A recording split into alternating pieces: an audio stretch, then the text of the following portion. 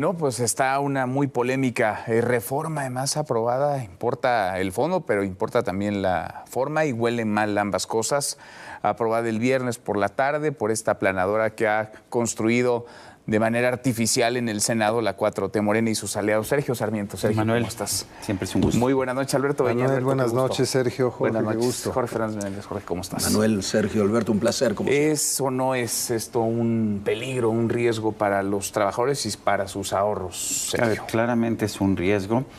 Se modificó la ley con un albazo. El albazo fue el viernes, se dictaminó, de inmediato pasó al Pleno del Senado, se aprobó en el Pleno del Senado, como suele hacer las cosas Morena, sin una discusión, sin revisar realmente lo que eso significa. Algunos empresarios han empezado a señalar, bueno, esto está mal. Juan Pablo Castañón, ex presidente de Coparmex y del Consejo Coordinador Empresarial. Los sindicatos han protestado ya. ¿Qué es lo que están haciendo? ¿Qué es lo que está haciendo el gobierno? La iniciativa viene de la propia presidenta Claudia Sheinbaum, pero agarró de sorpresa a todo el mundo. No estaba entre las propuestas, nadie había hablado del tema, no se había discutido el tema, y lo que hicieron fue modificar, bueno, varias cosas dentro del Infonavit, después hablaremos de otras, pero principalmente la integración de las comisiones del Consejo de Administración. Se mantiene la Asamblea General, se mantiene el Consejo de Administración con paridad o con situación igualitaria de las tres partes del organismo. El Infonavit, recordemos, es una tercera parte del gobierno, una tercera parte de los patrones, los empresarios, y una tercera parte de los trabajadores. De hecho, los empresarios pagan el 5% de un impuesto del 5%, pero es dinero ya de los trabajadores. Esos 2 billones, hay gente que dice son 2.400.000.000.000 de pesos, son dinero de los trabajadores. Y ha habido hasta este momento una administración tripartita igualitaria, pero lo que están haciendo es cambiar las reglas del juego para que el gobierno pueda tomar todas las decisiones. Y además han puesto como pues el director del Infonavit al exdirector de Pemex, Romero Oropesa, que ya dejó quebrado a Pemex, de manera que no da buena espina el que ahora se le encargue manejar los recursos del Infonavit. No da mucha confianza. El agrónomo más diversificado que haya en el país, porque es agrónomo, ya quebró Pemex y ahora van por el dinero del Infonavit. ¿Ha manejado así, Jorge, de manera discrecional, meterle mano a este dinero? Cuando hablan en el gobierno sobre esta reforma, te explican off the record y que con eso se pueden equilibrar finanzas públicas y se puede emprender el plan de vivienda. O sea, sí se lo quieren quedar. Se lo quieren quedar. Tú dices, incluso puedes llegar a decir, bueno, vamos a ver, pero precisamente lo que lo torna sospechoso es la forma en que se aprueba. Es un albazo, además el día anterior, horas antes de que se cierre el periodo ordinario en el Congreso. Y en medio también de una disputa terrible en el Congreso entre el coordinador de los diputados y el coordinador de los senadores por malos manejos de fondos.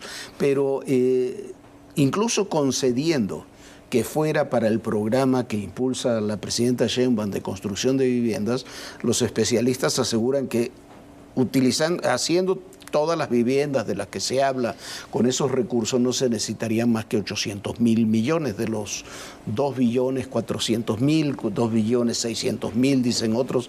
Es una diferencia muy importante. La única explicación es que con ese recurso se pueda equilibrar finanzas públicas, unas finanzas públicas que están completamente desequilibradas para el año próximo porque no alcanza el dinero. La verdad es esa, no va a alcanzar el dinero. Y se hace mal la forma de fondo. Tú decías, es un problema de forma, la forma de fondo. El fondo también está mal porque es una suerte de expropiación de recursos que son privados, no son del Estado. Y los que quedarán finalmente en el desamparo, en última instancia, serán los trabajadores, cuando el Infonavit, mal administrado, como suele ser el señor Romero Oropesa, se va a quedar sin esos fondos para trabajar.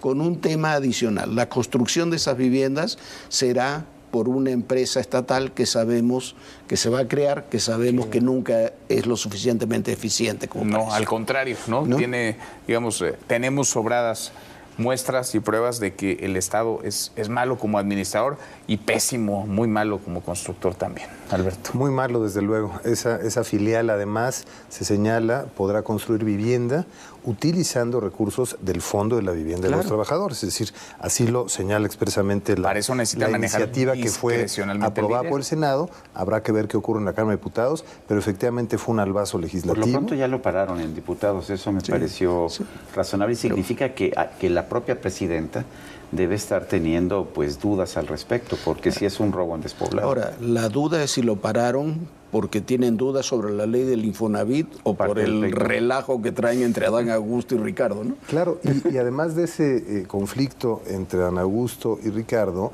hay tensiones y diferencias muy evidentes entre Hacienda y el director del Infonavit.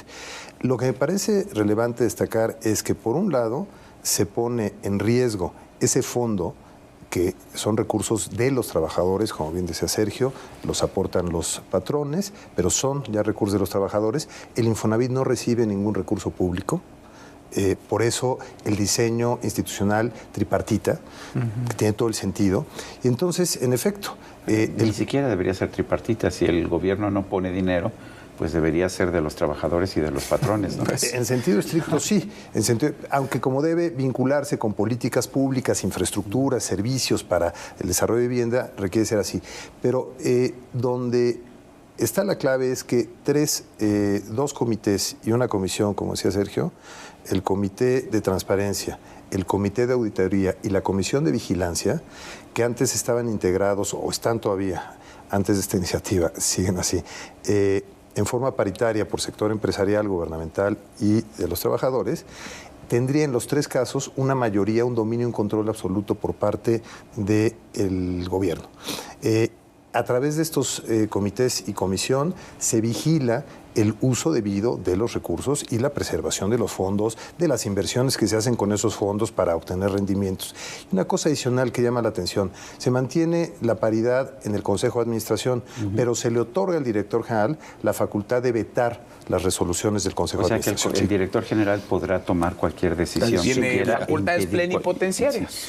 Ahora, yo quiero señalar, se ha hablado de que es un error, por supuesto, darle este poder inusitado al gobierno para manejar unos fondos que no son del gobierno. Se ha mencionado también que es un error hacer una filial del Infonavit, que es una empresa constructora. Pero también hay otro detalle el cual me percaté hoy que estaba revisando la iniciativa. Se supone que una parte de la iniciativa te crea la posibilidad de arrendamiento social. Tiene sentido. O sea, le alquilas una vivienda a un trabajador con opción de compra, fundamentalmente. Entonces el trabajador puede arrendar primero, cosa que no se podía hacer con el Infonavit ahora, pero puede optar por la compra. Pero el problema es que no les dan derechos reales de propiedad. O sea, puedes comprar la casa o arrendar la casa y resulta que no puedes subarrendarla, no puedes enajenarla, no puedes hacer nada con la casa. Entonces eso no es propiedad. Pues eso es también despreciar a los trabajadores y decirles, pues mira, te voy a dar este apoyo, pero tu casa no es tuya. Eso me parece también inaceptable. Pues sí, es que está repleto esto de cosas muy extrañas, ¿no? Muy raras. Sí, y yo creo que en el fondo lo que tenemos, ya yendo a la parte política, es diferencias internas profundas. Lo del líder del Senado, el líder de Morena en la Cámara de Diputados, Ricardo Monreal, Adán Augusto López, son diferencias que se expresaron en la tribuna, eso ya lo sabemos. Pero después hay diferencias profundas en Hacienda. Hacienda y Romero Oropesa tienen desde las épocas... A ver, lo que decíamos...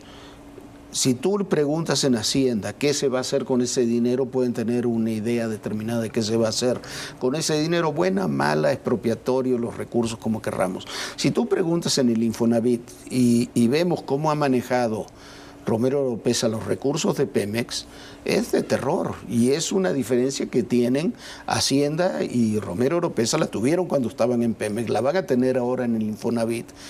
Pemex quedó quebrado después de la gestión sexenal pasada con el propio Romero Oropesa. Es el gran temor que existe ahora con esta reforma, más allá del ángulo teórico que se le quiera dar a la reforma, que existe en la reforma para implementarla.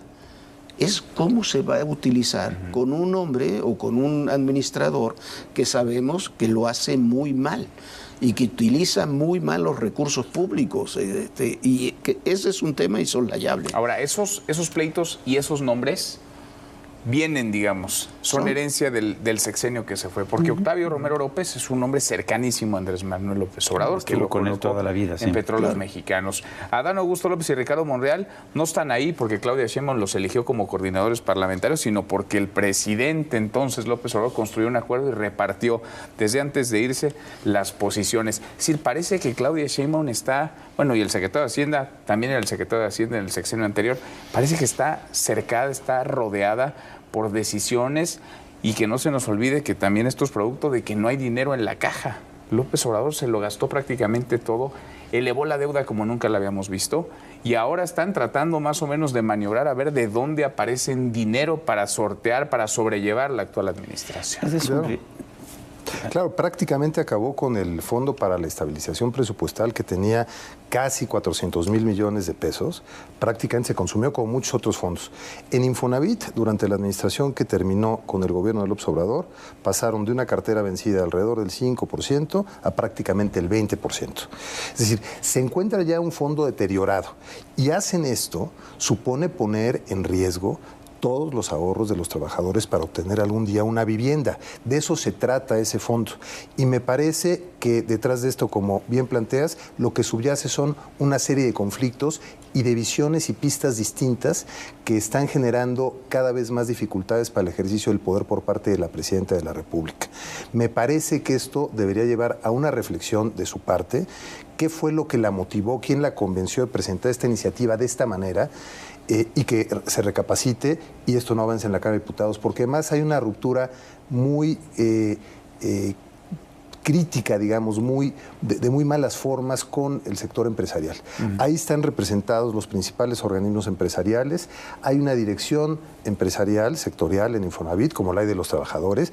¿Para qué? Para tener un equipo profesional que esté viendo que las cosas, son estructuras pequeñas, se hagan correctamente y cuiden lo que deben cuidar como patrones que aportan recursos y los intereses de los trabajadores. Ese fondo es uno de los fondos más grandes que tenemos y se cuida como un fondo de inversión. Hay quienes invierten, trabajan, hay inversiones, se invierten en distintos países de distintas formas.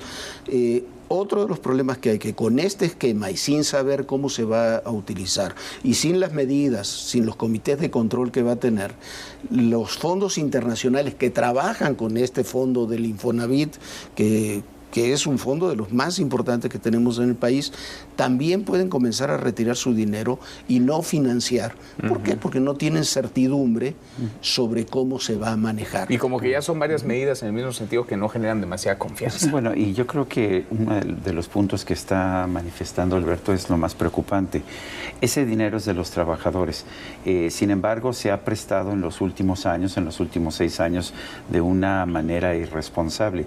El que la cartera vencida haya subido de 5%, que es relativamente alto, sobre todo para préstamos que tienen una garantía inmobiliaria, que ha subido del 5 al 20%, es una llamada de atención, porque lo que se está haciendo es que se está jugando con el dinero de los trabajadores y con esta idea populista de que prestamos dinero pero no nos gusta cobrar el dinero.